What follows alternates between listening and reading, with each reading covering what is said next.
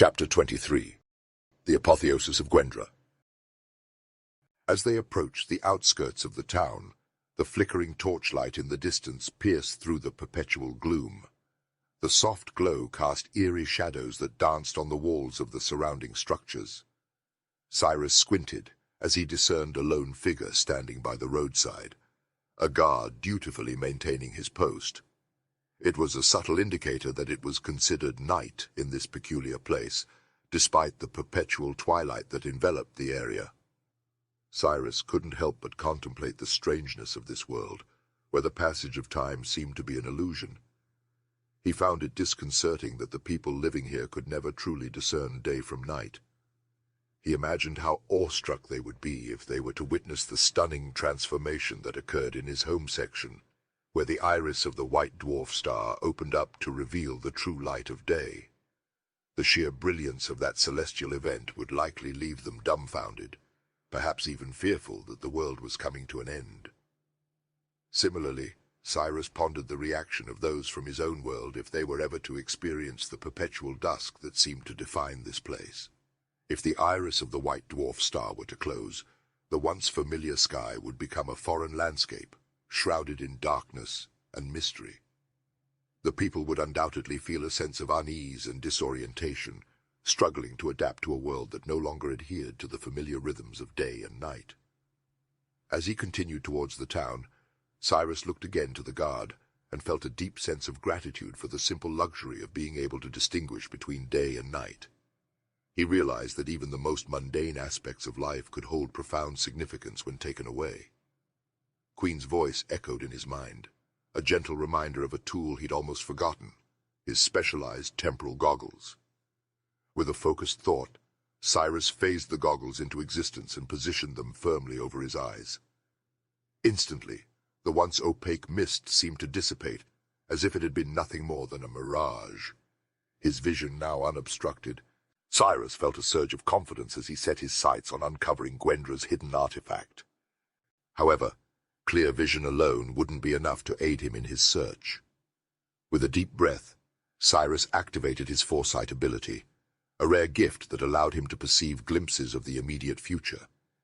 Aided by his most valuable tools, he could now concentrate on his mission of stealth, the finalized plan being to get the artifact and get out. Cyrus and his mental companion would turn it over to Brightroot and reassess the situation after that scenario played out. Cyrus's attire of various shades of grey melded seamlessly with the murky, fog-laden surroundings, creating an almost perfect camouflage. His silent boots, crafted by the ethereal being Queen, allowed him to glide across the ground like a spectre, his movements eerily making no sound. As he drew closer to the guard on duty, he couldn't help but marvel at how effortlessly he was able to bypass the vigilant watcher, remaining virtually undetectable to the oblivious sentry. The pressing task now was to uncover the location of Gwendra's residence, a formidable challenge in itself considering Cyrus's unfamiliarity with the town's layout. As he navigated the winding cobblestone streets, the irony of his situation struck him. For someone who was supposedly a master of time and space, Cyrus couldn't help but feel a sense of inadequacy, as though he was struggling to wield the very powers that defined his existence. In an attempt to make light of the situation, Cyrus whispered to Queen, "I'm supposed to be a master of time and space, yet here I am, without a clue as to where or when I am."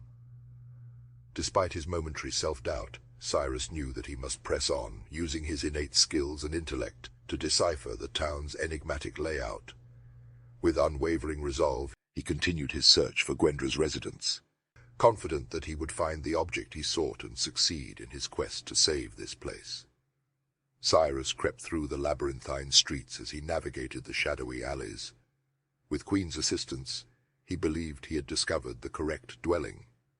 Queen's heightened sensitivity to energy flows, a result of her advanced subatomic liquid mesh composition, proved invaluable in their search.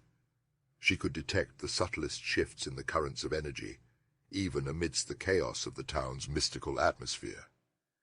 "We have found it," Queen declared confidently to Cyrus. "There's a slight variance in the energy flow, and it's all converging on this location." Relying on Queen's guidance, Cyrus carefully made his way to an underground storage cellar hidden behind the imposing stone house. The entrance, obscured from plain sight, was guarded by a robust door, its metal surface adorned with an imposing large lock. Cyrus heaved a sigh of frustration.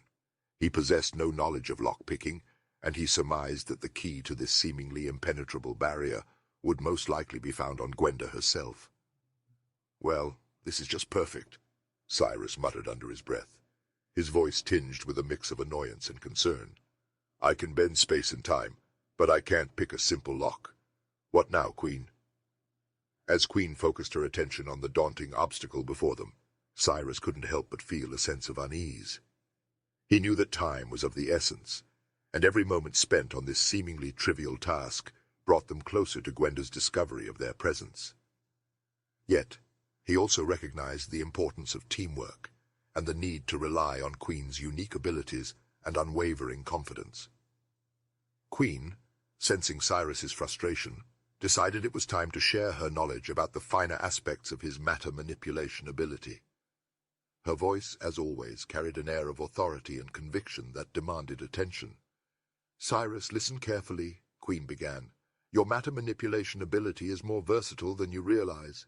You've already mastered the art of creating water and mundane items, as well as transmuting simple stones into precious jewels.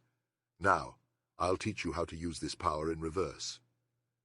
Cyrus, intrigued by the prospect of learning a new application for his ability, focused intently on Queen's words. He knew that understanding this technique might be the key to bypassing the locked door before them. Queen continued her explanation, speaking with the precision of a master tutor.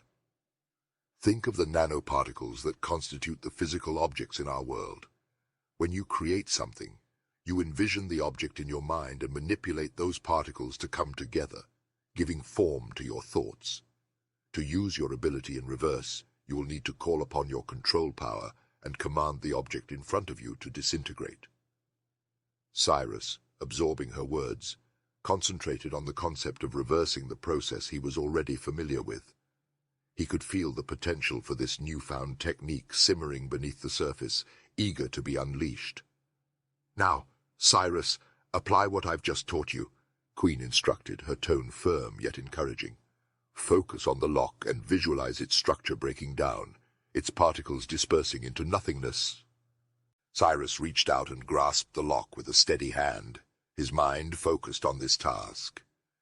As he touched the cold metal, he could sense the intricate composition of the materials. He felt the different elements that made up the heavy metallic structure, the traces of nickel and copper woven seamlessly into the dominant iron.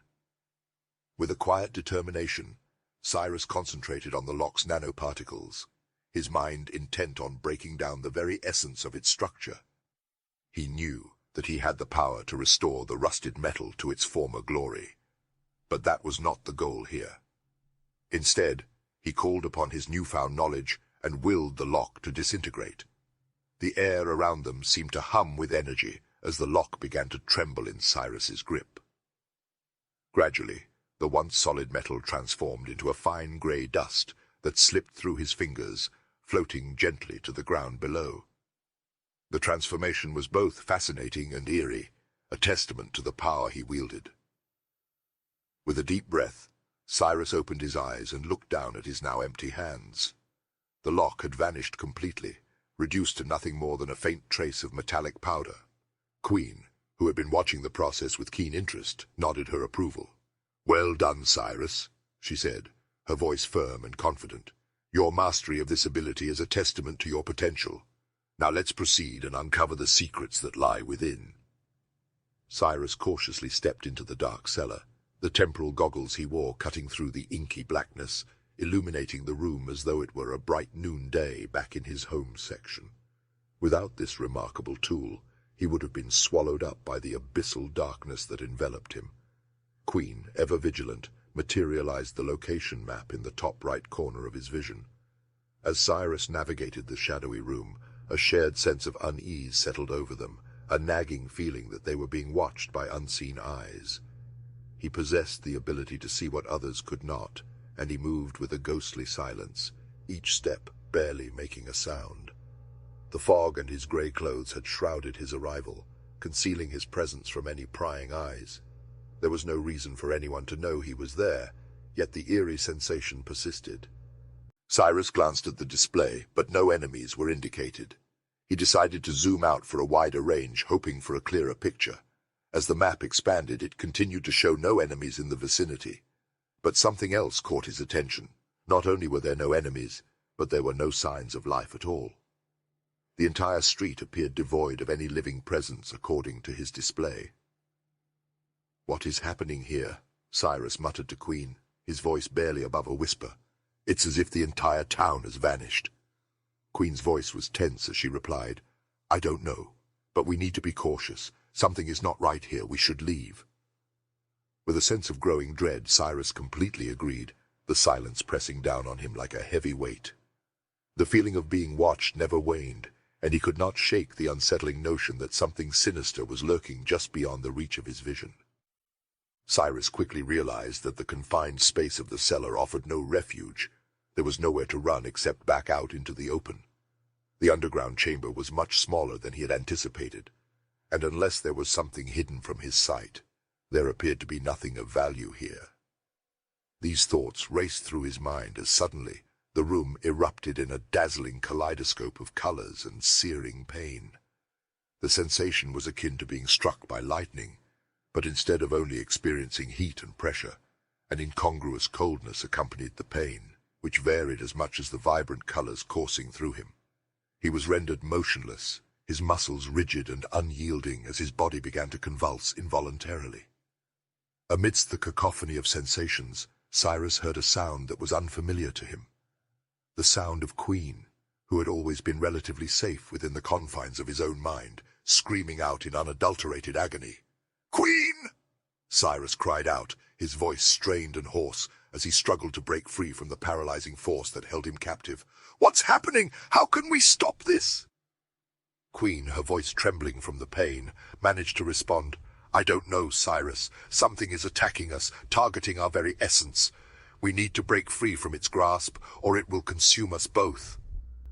Cyrus gritted his teeth, summoning every ounce of his strength and willpower to overcome the relentless pain and regain control of his body.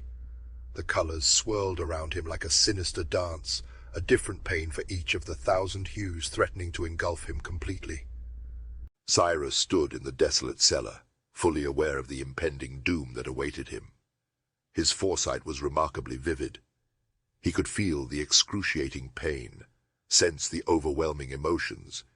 He had perished countless times in the past, and endured the agony and terror of each demise. However, this time was different. This was a torment that penetrated his very soul. Desperate for a solution, Cyrus exerted his will to accelerate his passage through time, hoping that by speeding himself up, he would gain greater mobility and a higher chance of escape. Yet, despite his efforts, the pain surged through him once more. He tried a myriad of tactics, each ending in a futile attempt to break free from the relentless torment. In his final desperate act, Cyrus brandished his Crescent Blades and swung them wildly at his invisible assailant, hoping against hope that he could land a decisive strike against an enemy that seemed to be nowhere and everywhere at once.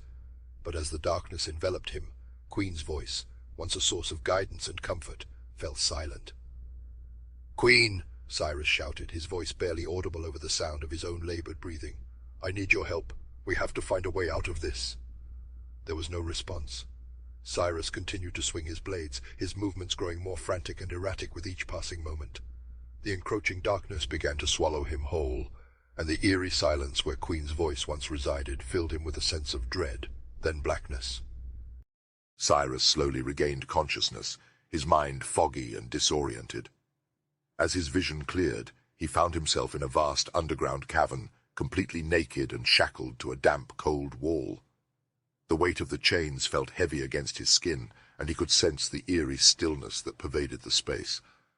The dim light from flickering candles and torches cast eerie shadows on the rough-hewn walls, revealing sinister blood diagrams etched in several places on the stone floor.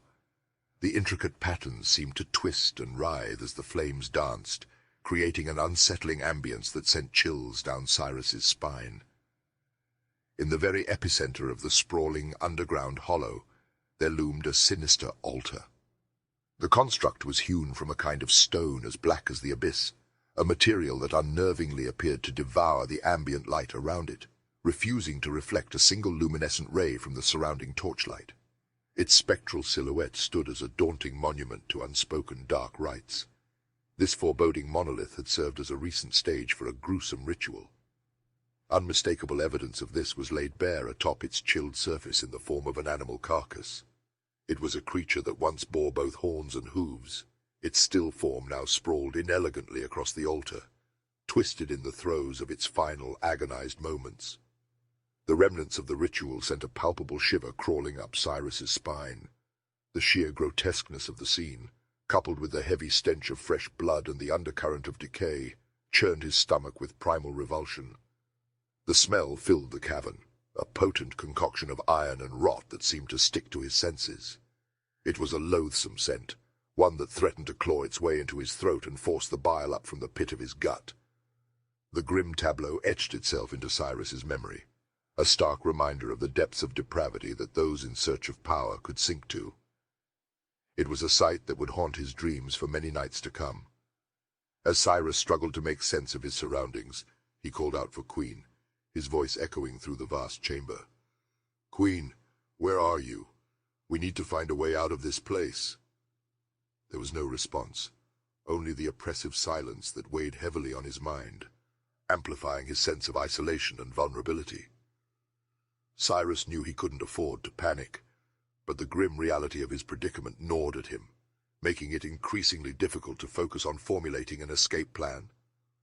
Cyrus's head throbbed as he tried to piece together the events that led to his dismal predicament. His thoughts felt sluggish, as if they were wading through a thick fog. Desperate for some semblance of understanding, he reached out for Queen in his mind, but to no avail. The silence that met him was unnerving, amplifying his sense of vulnerability. Despite his grogginess, Cyrus managed to examine the chains binding his wrists. He focused his matter manipulation ability on them, probing their composition and structure. Within a few moments he deduced that they were merely ordinary metals, nothing he couldn't disintegrate with ease. However, Cyrus chose to bide his time, remaining shackled to the wall.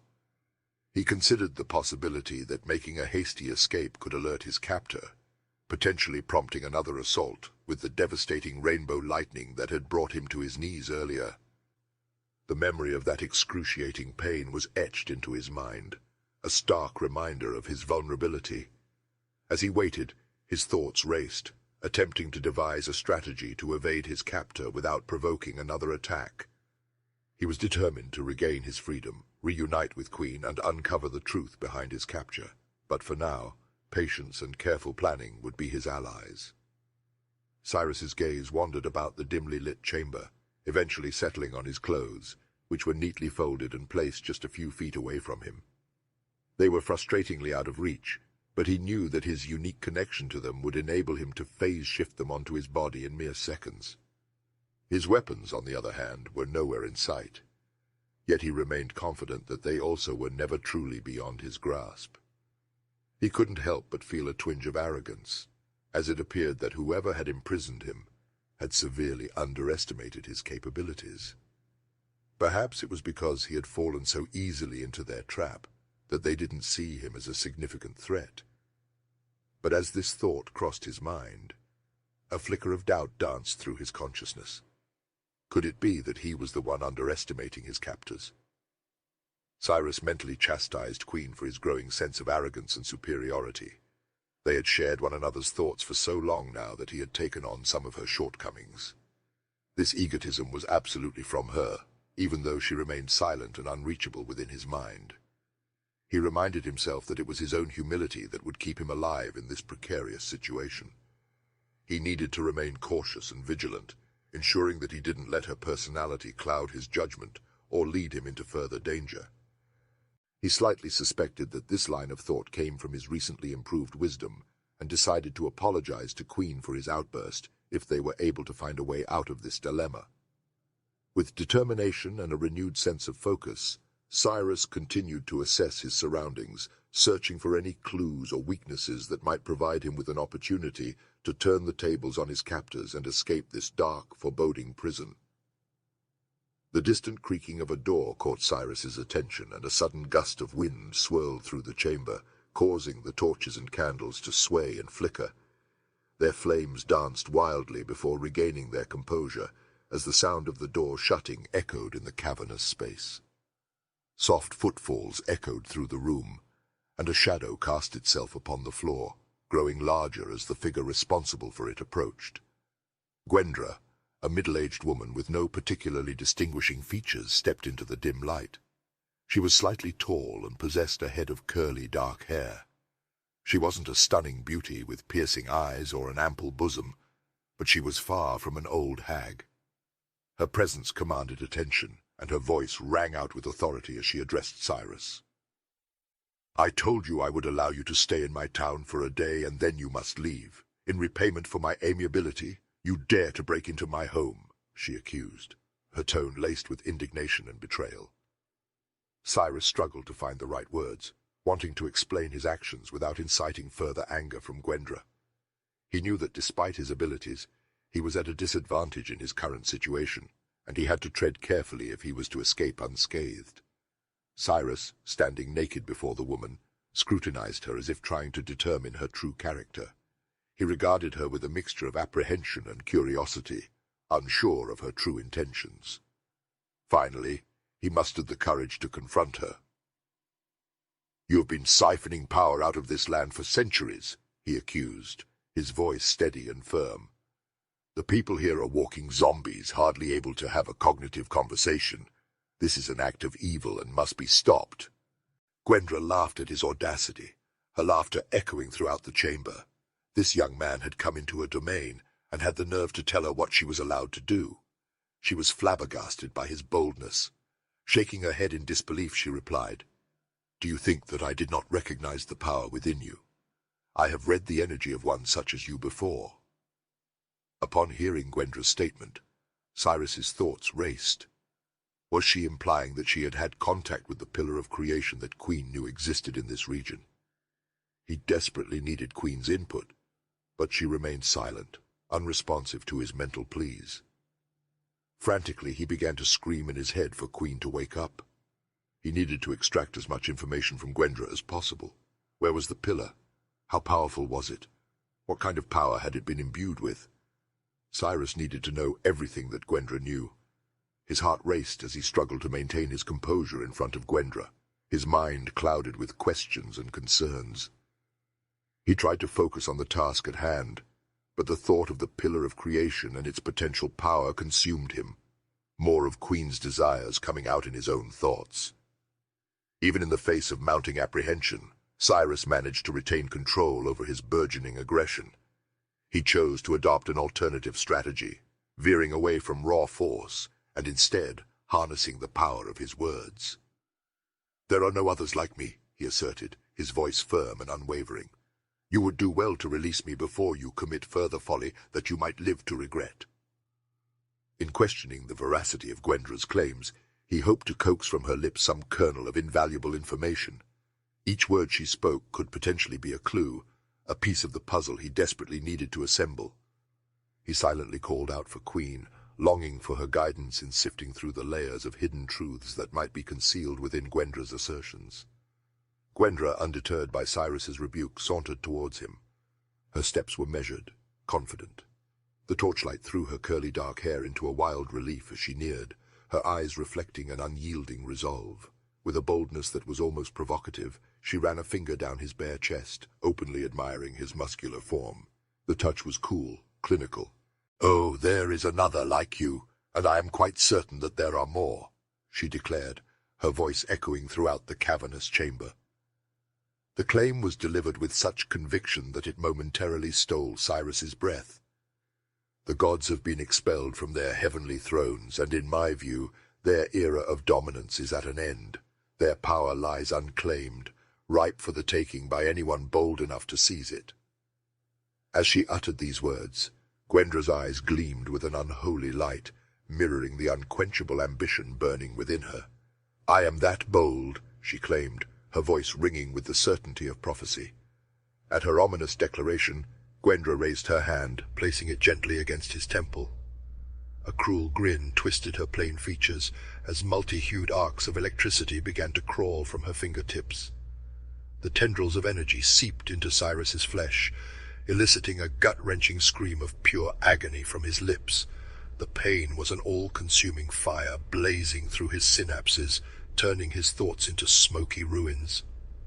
Amidst this torment, he felt a familiar presence stir in the recesses of his mind. Queen, who had been silenced by the mysterious force, was finally stirring. He didn't know what kind of power could inflict pain on an AI, but whatever Gwendra wielded, it was potent enough to torment even his digital companion. Queen's thoughts echoed in his mind, not as coherent words, but as fractured images, fragments of information that pieced together a desperate message. Her capabilities were evidently compromised, as if she was struggling to form words within the confines of his consciousness. Yet, her message came through clearly, her desperation lending urgency to her communication. He saw an image of Gwendra in his mind's eye, specifically focusing on her neck. A necklace was there, a piece of jewelry that he hadn't noticed before. It was simple in design, but radiated an uncanny energy that sent shivers down his spine even in his vision. This was the source of the woman's monstrous power, the very instrument of their torture. Queen's revelation sent a jolt of understanding through Cyrus, solidifying his resolve to overcome the witch's insidious control.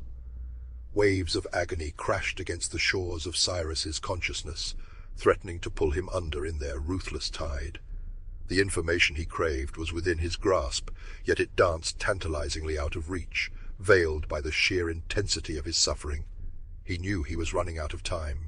If he didn't act soon, there would be no need for answers, for he would be lost in the relentless ocean of torment. Mustering every ounce of his willpower, Cyrus focused his attention on the iron shackles that bound his right wrist.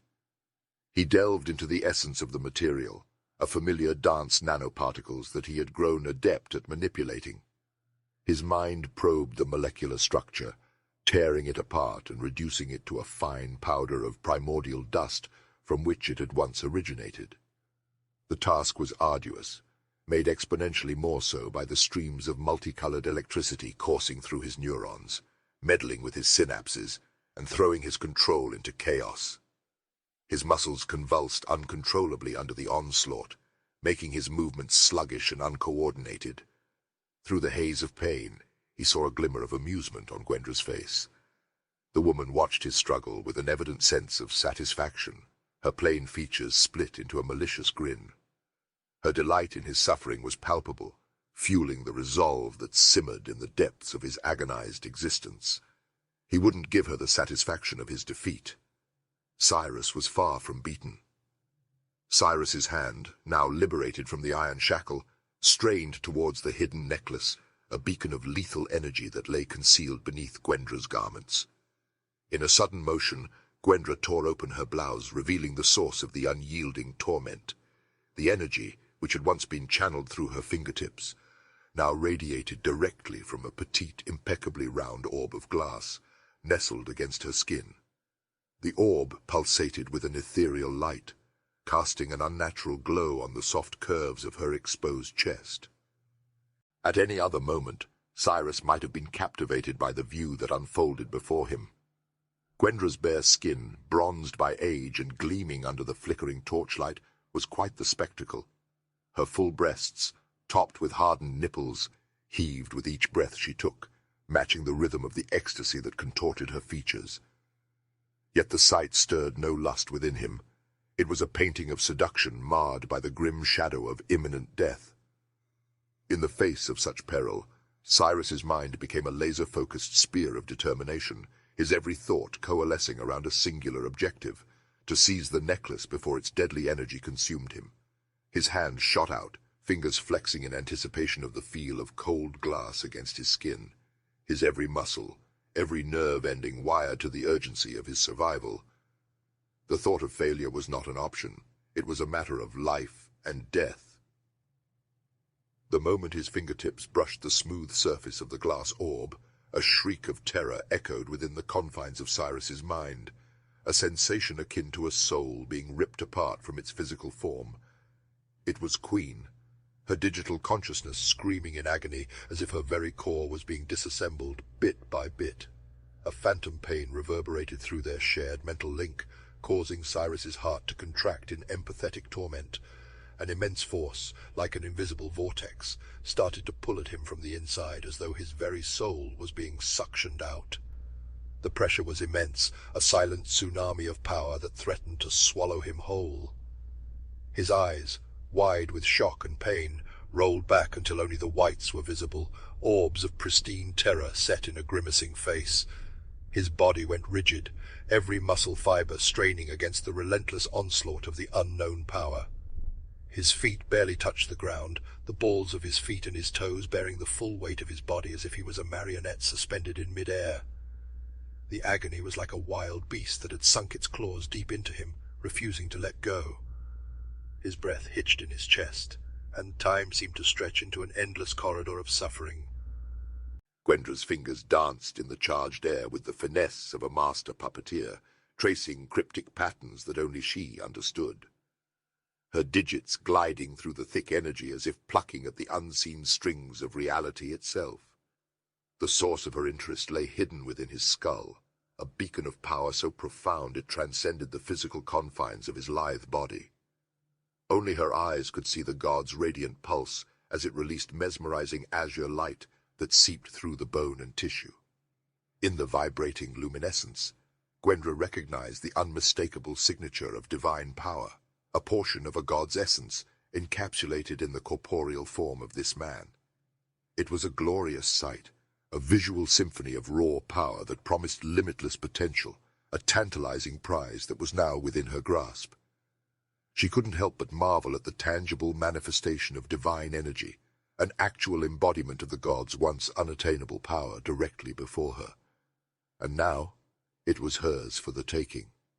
Her digits moved through the air, not unlike a seasoned conductor coaxing an orchestra into a symphony, compelling the iridescent blue entity to abandon its human host. The corners of her mouth curled upwards, stretching into a chilling smile that was as cold as the depths of the cavern.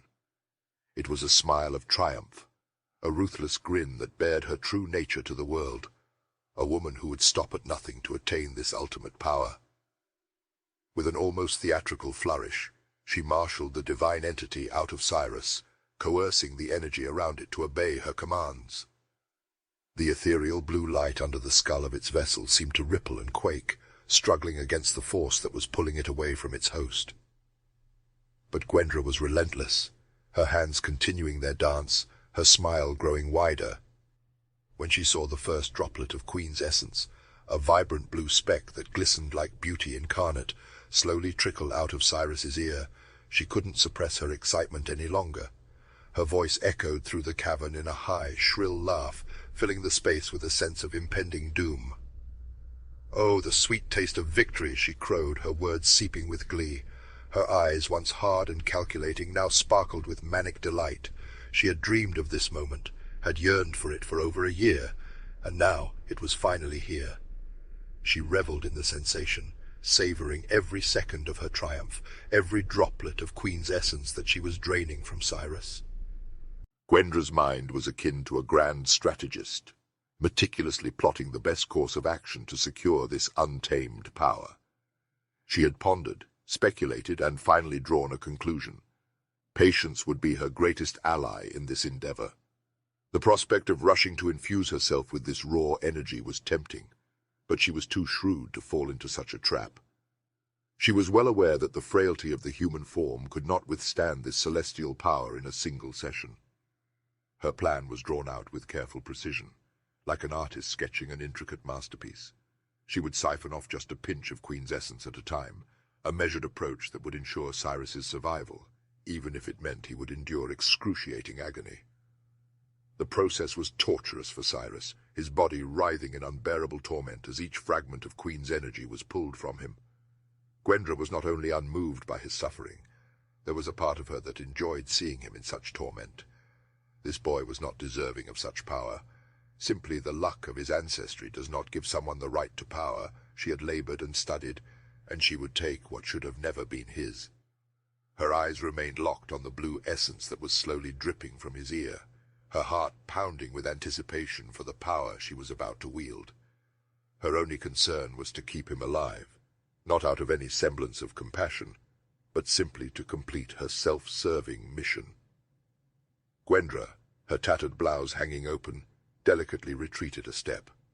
A mystical force seized the pendant she wore around her neck, the clasp releasing without a touch, and the small orb floated in the air as if bound by invisible strings. The mesmerizing swirl of multicolored energy still flowed from the glass-like pendant. Its tendrils continued to envelop Cyrus's naked form, holding him in a painful, paralyzing grip that defied the laws of nature.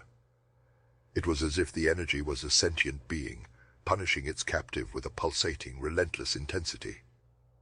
Gwendra, seemingly immune to the power surging from the necklace, moved with a seductive grace around the undulating currents. She sidestepped, walking around to Cyrus's quivering form, her eyes holding a glint of cold satisfaction.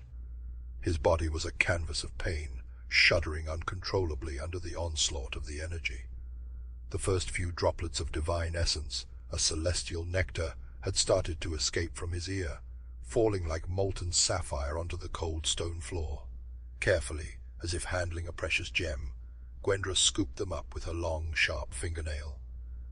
She held her breath, her heart pounding in her chest as she turned her head to the side. With deliberate slowness, she let the vibrant, glowing droplets slip from her nail, cascading into her own ear, each droplet pulsing with a power that could shake the heavens. Gwendra closed her eyes, letting the intoxicating flavor of raw power saturate her senses, filling her with a fierce, unparalleled ecstasy. It was like the first taste of a long-forbidden drug, intoxicating and exhilarating, an addiction she had been yearning to indulge in. It flowed through her, a river of divine energy that danced upon her mind, causing her lips to curl into a satisfied smirk. Suddenly, her world erupted into a dazzling spectacle, a riotous explosion of colors that painted the insides of her eyelids. Thousands of shades, each more vivid than the last, pulsed rhythmically, a symphony of hues that moved in sync with the steady drumbeat of her heart. It was as if she was witnessing the birth of a new universe, a cosmos born of power and fashioned in her image. Gwendra reveled in this sensory overload, allowing herself to be swept away by the intoxicating tide of godly energy. It surged through her veins like molten gold, scorching her from the inside out, yet she embraced the sensation. It was a burning, searing testament to the raw, unbridled power now coursing through her being. This was a feeling that surpassed human comprehension, a sense of invincibility that permeated her very soul. It was as though she had transcended the boundaries of mortality, stepping into a realm of godhood. The sensation consumed her, igniting a wild, fiery ambition in her heart. This was what she had longed for, what she had dared to steal from the divine. It was power, pure and unadulterated, and it was finally hers.